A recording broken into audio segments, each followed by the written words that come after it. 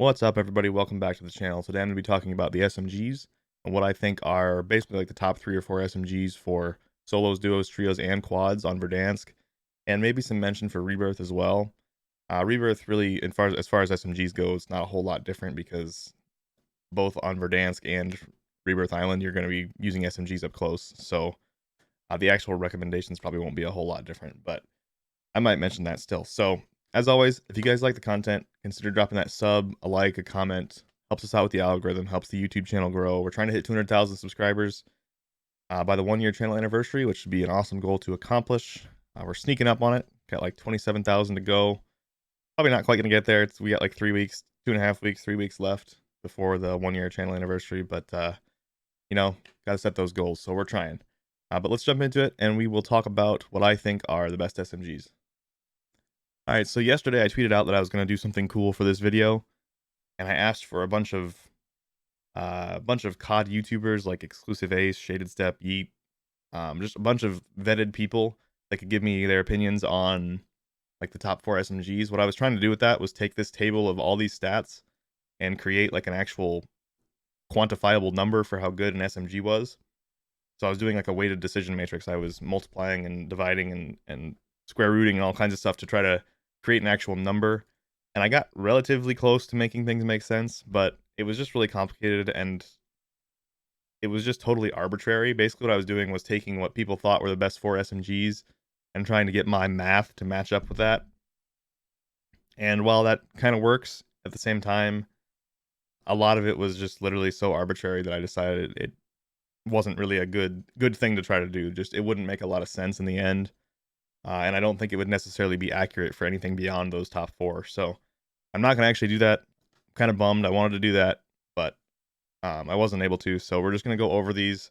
I'm not going to cover every number in this whole table. I'm going to talk about the outliers and why certain guns are so good, and a couple things that surprised me. And then at the end, I'll give you some loadouts for what I think are the best guns. So let's go through this table now. All right, so what I did for this table, every one of these guns is built with the big mag. So things that are affected by that would be the damage per mag, obviously. Reload times can be affected by that on Cold War guns. ADS times are affected by that. Mobility is affected by that, and that's the big reason I put the mags on there, was for the mobility to be affected by that.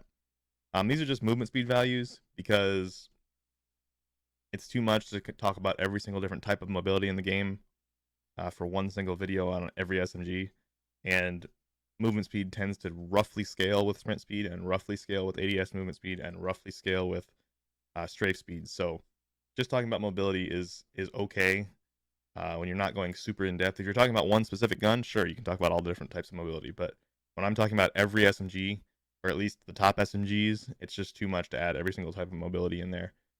But back to why I put the big mag on all these weapons, because Modern Warfare guns, movement speed is really affected by the big mags. So in order to make this a fair comparison, when you're playing trios and quads, you almost always have the larger mags on there, and that really is going to affect your mobility with the Modern Warfare guns and doesn't with Cold War guns. So the rest of the attachments are kind of relatively similar, so I didn't think they were as important to include. I just wanted to, the thing you always have on the gun, for sure, is a magazine, essentially, unless you're using the Bullfrog, in which case you might not. But for all of these, I just thought it was important to include that because you always have it for trios and quads. So I said I asked for all these opinions on what the best SMGs were. My picks were MAC-10, Milano, MP7, and Modern Warfare MP5 for trios and quads. And then for solos and duos, I picked, I believe, MAC-10, MP7, Modern Warfare MP5, and OTS. But the ones that other people picked that I didn't pick, PPSH was very common. Cold War MP5 was very common. So I would say most people left the MP7 out and added in Cold War MP5. That was probably the most common thing to do. Sometimes they would leave the MP7 out and add the PPSH. Those were the 2 most common things. But along that train of thought, like the MAC-10 is used by, I played in a tournament, Tommy's Invitational the other day for his subs only, and it was full of just absolutely cracked players, and it was crazy. Every single person seemed to be using the MAC-10. It was like the vast majority of the players were using the MAC-10, and I just kind of have left the MAC-10 behind because I knew that the damage values are pretty low, You can see this DPS column, the DPS is pretty low. But this just kind of shows that there's other stuff that can make up for that. This DPS value doesn't even include the open bolt delay. So obviously, other stats, you can see if you look at these colors across the board for the other stats for the MAC-10, it's fantastic across the board except damage per mag. Damage per mag is low, but everything else is good. It has good range, good ADS accuracy, good iron sights, good reload time, good ADS, fantastic fire rate, the best mobility in the game, and then average bullet velocity and hip fire. And that's what makes it so good, is it's just great everywhere. The damage per mag holds it back, but really good players are good at using cover to reload, and they're good at using throwing knives and throwables to finish the downs. So they don't necessarily need that huge mag. So because of this, absolutely MAC-10 is going to be one of my choices for the top 4 SMGs for trios and quads. I'm not going to put these in any particular order. I think they're too different to really rank in that way. It's just going to be your personal preference, which one you like more. But MAC-10 is definitely going to be up there. Milano. So Milano's similar to the MAC-10. It has bad average DPS. I was very surprised by that. Very low DPS, the lowest of all these top SMGs that I've picked on here. And if there's an SMG that's not on this list that you think should be on this list, just know there was something about it that was so bad that I didn't include it, or something that made it not as good as these other ones. There's always a reason I don't include something. I can't cover every weapon because it would just take way too long. My videos are already super long, so if it's not on here, there was a reason. I'm just not going to cover that reason. But anyway, back to the Milano. Milano has fantastic range, 21 meters. ADS accuracy, in my opinion, is the best of all the SMGs. It's ridiculously accurate. You can use it as an AR, basically, because it's so accurate. It has pretty good iron sights. They're not great. They're pretty good. Damage per mag is actually the highest of all of these, except the Bullfrog with 85 round. I put the 65 round on the Bullfrog for this comparison because I think the 85 is probably not really necessary in most cases. So this is just the 65 round. So the Milano actually has more damage per mag with the 55 round than the Bullfrog does with the 65 round. So that's pretty nice. Average reload time, really good ADS time down at 204.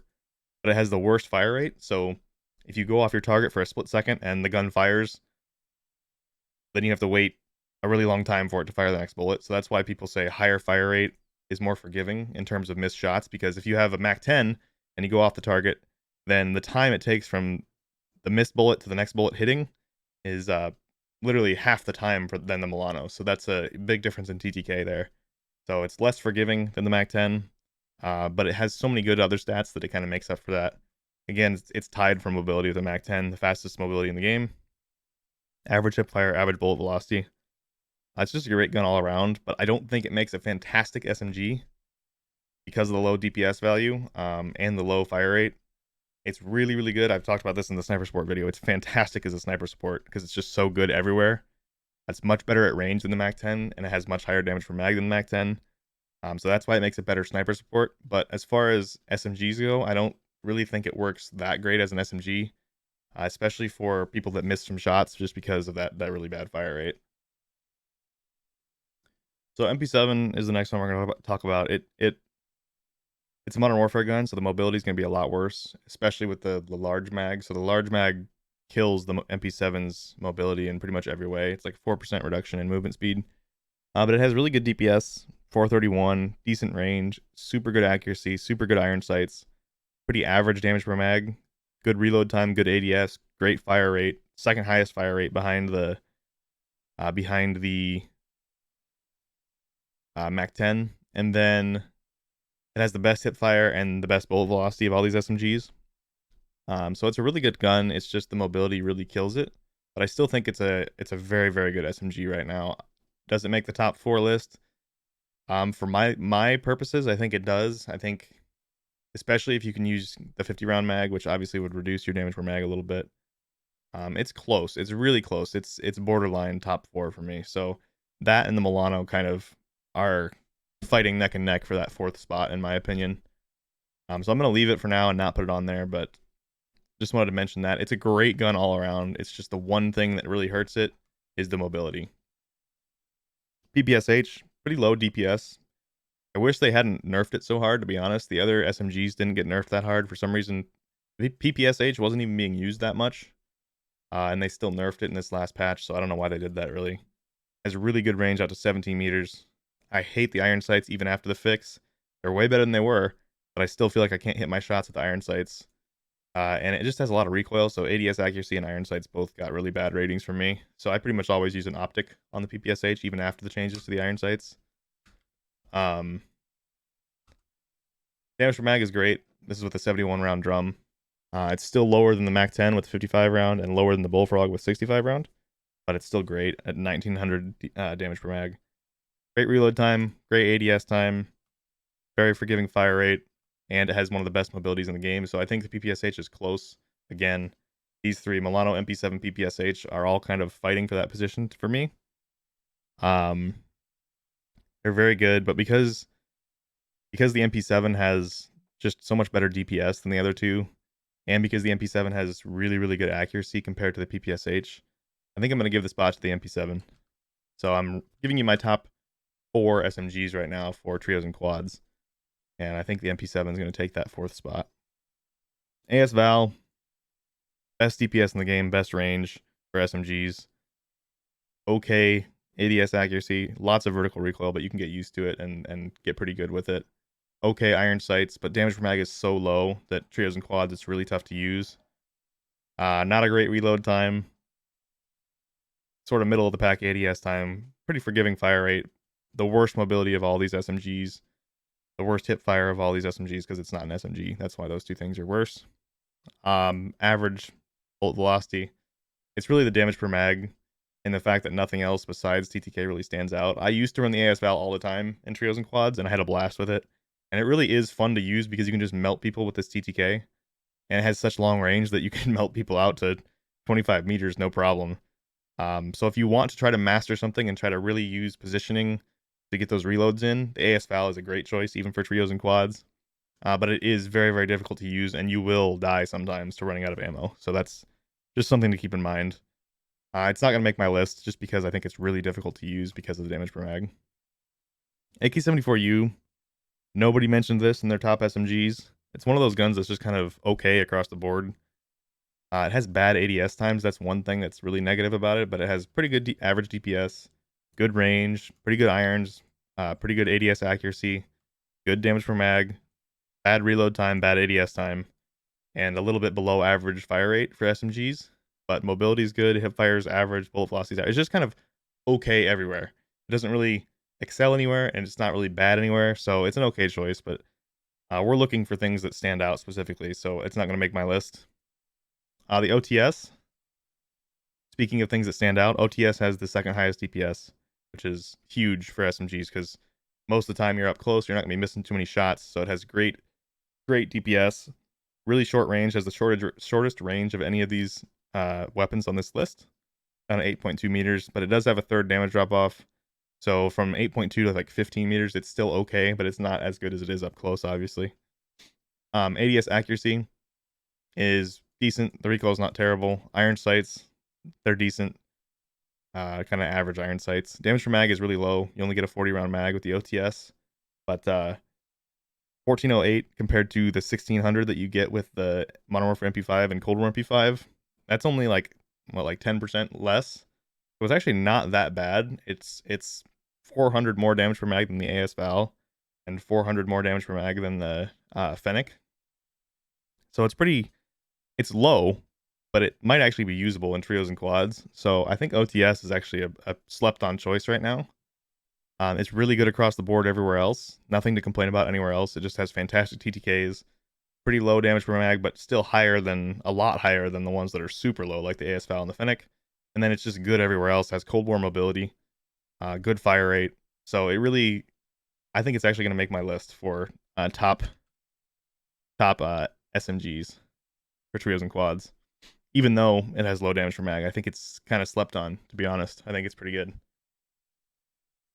Bullfrog.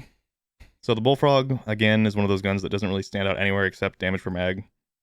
It has good damage per mag, good ADS times, average fire rate, Cold War mobility, but still not great mobility. It's about the same as the Modern Warfare MP5, even with the mag on the Modern Warfare MP5, so it's not like fantastic mobility or anything.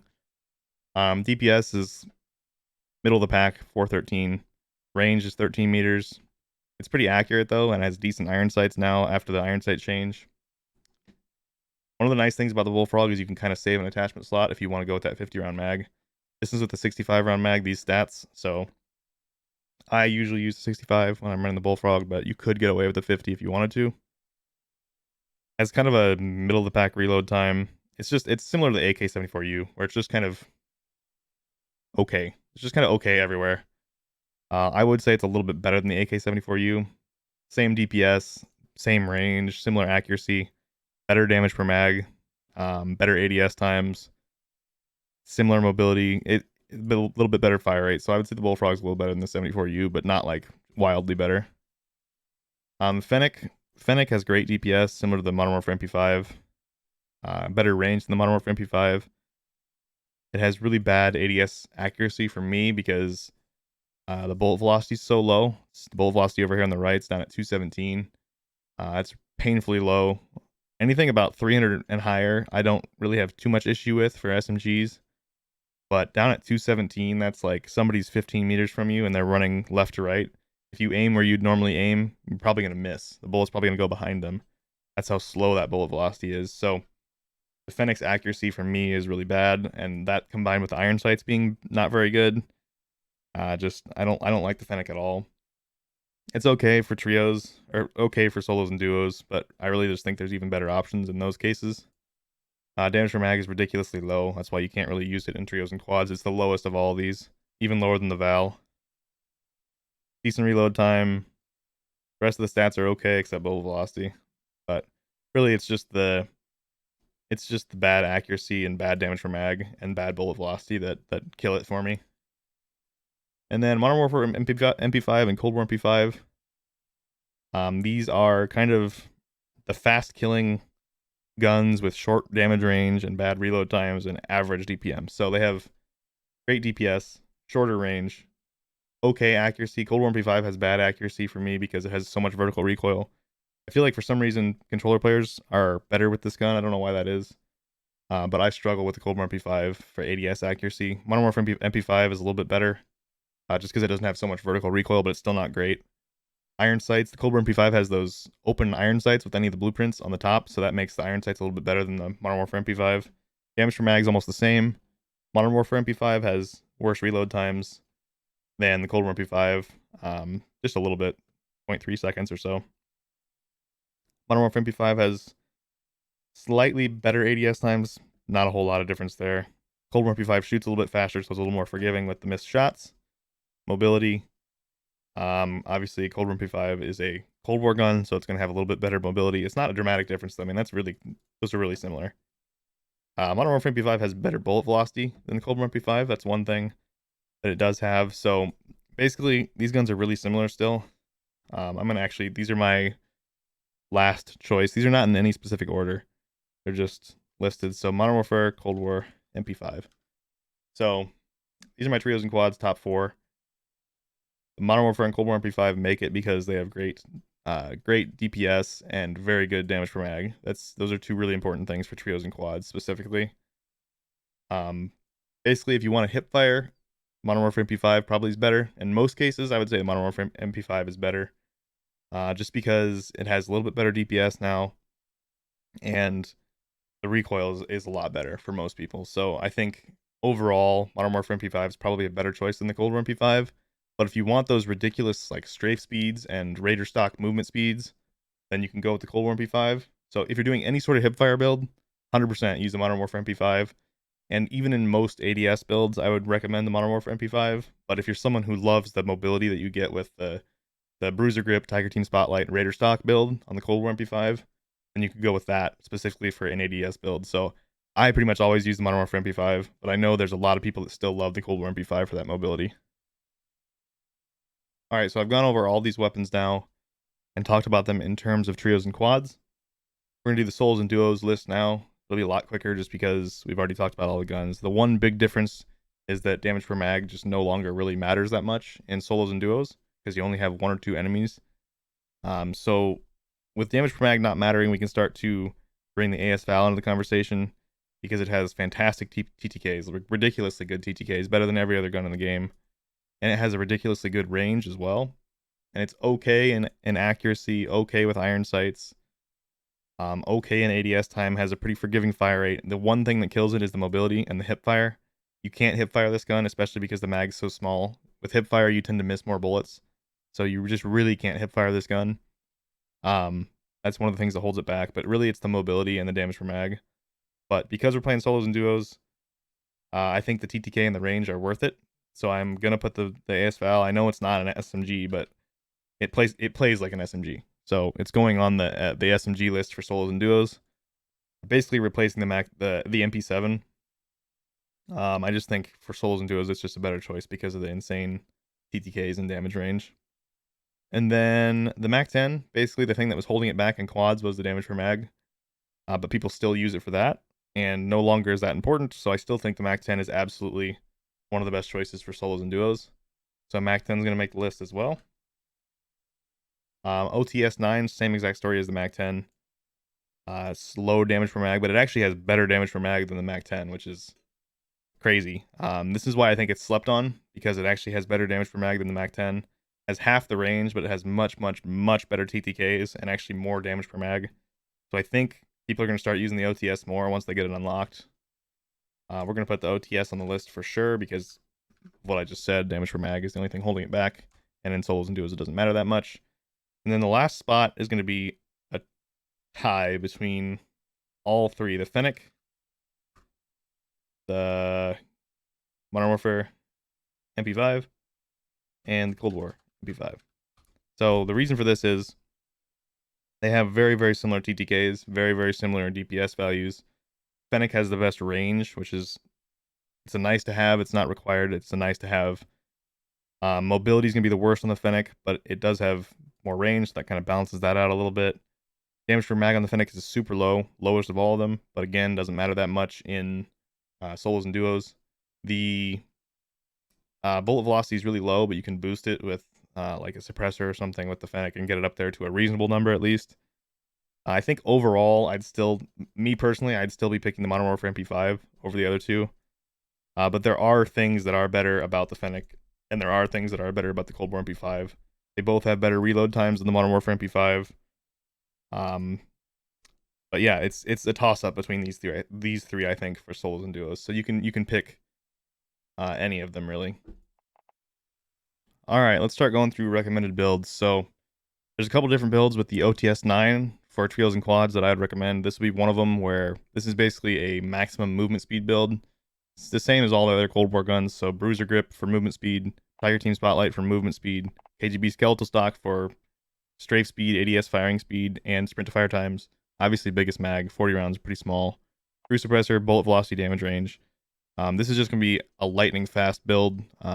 Fantastic mobility, fantastic TTKs. I think this will probably be the most common. This is how most people run the Cold War MP5, and the OTS 9 fits in a very similar category to that. So I think this will probably be the most common build for the OTS. If you wanted to be able to hip fire, you could swap the 5 milliwatt for the GRU, and then potentially to extend your range out a little bit, I would recommend swapping the KGB Skeletal Stock for maybe an optic. It has okay iron sights, but if you put the microflex on there, you're gonna be able to see your target so much better. You lose out on all that movement speed you get with the skeletal stock, but this kills your hip fire. So if you want to be able to hip fire at all, you really can't use that stock. Another option, if you want the best sprint to fire times, would be to take that optic back off and put no stock on. So this will have ridiculously good sprint to fire times, and the no stock doesn't actually hurt your hip fire very much. It hurts it a little bit, but nowhere near as much as the skeletal stock. So this would be another good build for ridiculously good sprint to fire times, and you'd still have great hip fire. So this would be really good build for pushing buildings and being up in people's faces, and basically using this like a shotgun. That's one of the arguments. The damage range on the OTS is so short that it's almost like, why wouldn't you just use a shotgun? But not using shotgun, obviously you're much more effective out to like 20 meters. Shotguns are almost useless at 20 meters, and sometimes people end up being that distance. So I kind of see why the OTS would still fit in. So the builds for the Cold War MP5 are exactly the same as the builds for the OTS that I would recommend. They have very similar iron sights. They're played very similarly in terms of having very short damage range, but fantastic TTKs. So all of my builds that I'm recommending for the Cold War MP5 are exactly the same as what I just recommended for the OTS 9. So you can just The attachments are called the same things. You can just copy and paste what I said there for this. I'm not going to re-go over all of that.